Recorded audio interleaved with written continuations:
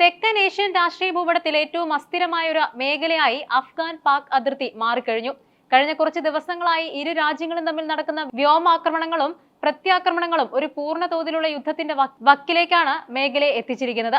പാകിസ്ഥാൻ പ്രതിരോധ മന്ത്രി ഖ്വാജ ആസിഫ് തുറന്ന യുദ്ധം പ്രഖ്യാപിച്ചതോടെ അന്താരാഷ്ട്ര സമൂഹം വലിയ ആശങ്കയിലാണ്. കഴിഞ്ഞ ഞായറാഴ്ച പാകിസ്ഥാൻ അഫ്ഗാൻ അതിർത്തിക്കുള്ളിൽ നടത്തിയ വ്യോമാക്രമണമാണ് നിലവിലെ സംഘർഷങ്ങൾക്ക് തീകൊളുത്തിയത്. പാകിസ്ഥാൻ നിരന്തരം ഭീകരാക്രമണങ്ങൾ നടത്തുന്ന തെഹ്രീകെ താലിബാൻ പാകിസ്ഥാൻ എന്ന സംഘടനയുടെ ഒളിത്താവളങ്ങൾ ലക്ഷ്യം വെച്ചായിരുന്നു ഈ ആക്രമണമെന്നും പാകിസ്ഥാൻ അവകാശപ്പെട്ടു. എന്നാൽ തങ്ങളുടെ പരമാധികാരത്തിന്മേലുള്ള നഗ്നമായ ലംഘനമാണിതെന്ന് അഫ്ഗാനിസ്ഥാനിലെ താലിബാൻ ഭരണകൂടം ഇതിനെ വിശേഷിപ്പിച്ചു. ഇതിന് മറുപടിയായി വ്യാഴാഴ്ച രാത്രി വൈകി അഫ്ഗാൻ സൈന്യം പാകിസ്ഥാന്റെ അതിർത്തി പോസ്റ്റുകൾക്ക് നേരെ ശക്തമായ പ്രത്യാക്രമണം നടത്തി. ഡ്യൂറൻ ലൈനിലെ 6 പ്രവിശ്യകളിലായി ഏകദേശം 4 മണിക്കൂറോളം ഈ പോരാട്ടം നീണ്ടു നിൽക്കുകയും ചെയ്തു. ഈ ആക്രമണത്തിൽ 55 പാക് സൈനികരെ വധിച്ചതായും 19 അതിർത്തി പോസ്റ്റുകൾ തകർത്തതായും അഫ്ഗാൻ പ്രതിരോധ മന്ത്രാലയം അവകാശപ്പെടുകയുണ്ടായി. എന്നാൽ ഈ കണക്കുകൾ തള്ളിക്കളഞ്ഞ പാകിസ്ഥാൻ തങ്ങളുടെ 2 സൈനികർ മാത്രമാണ് കൊല്ലപ്പെട്ടതെന്നും തിരിച്ചടിയിൽ 100-ലധികം അഫ്ഗാൻ പോരാളികളെ വധിച്ചതായും പ്രസ്താവിച്ചു.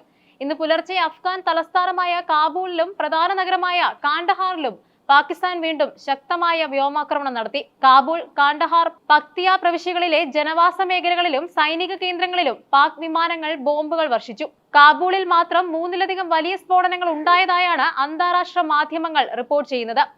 അഫ്ഗാനിസ്ഥാനും പാകിസ്ഥാനും തമ്മിലുള്ള തർക്കത്തിന്റെ കേന്ദ്രബിന്ദു 2611 കിലോമീറ്റർ നീളമുള്ള ഡ്യൂറൻ ലൈനാണ്.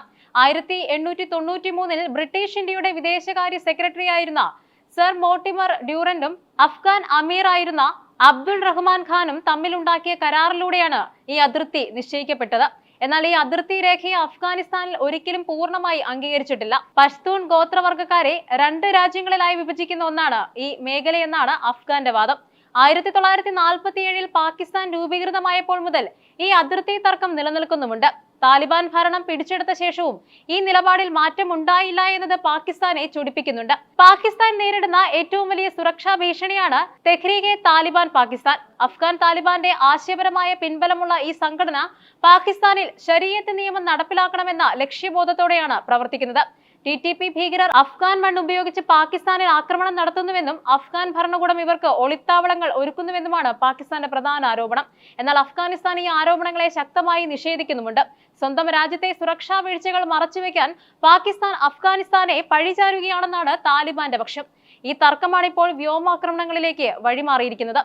ഈ സംഘർഷം കേവലം 2 രാജ്യങ്ങൾ തമ്മിലുള്ള പ്രശ്നമായി ഒതുങ്ങി നിൽക്കില്ല. മേഖലയിലെ മറ്റ് രാജ്യങ്ങളെയും ഇത് ബാധിക്കാൻ സാധ്യതയുണ്ട്. പാകിസ്ഥാന്റെ പടിഞ്ഞാറൻ അതിർത്തി അസ്ഥിരമാകുന്നത് ഇന്ത്യയെ സംബന്ധിച്ചിടത്തോളം സങ്കീർണമായ ഒരു സാഹചര്യമാണ്.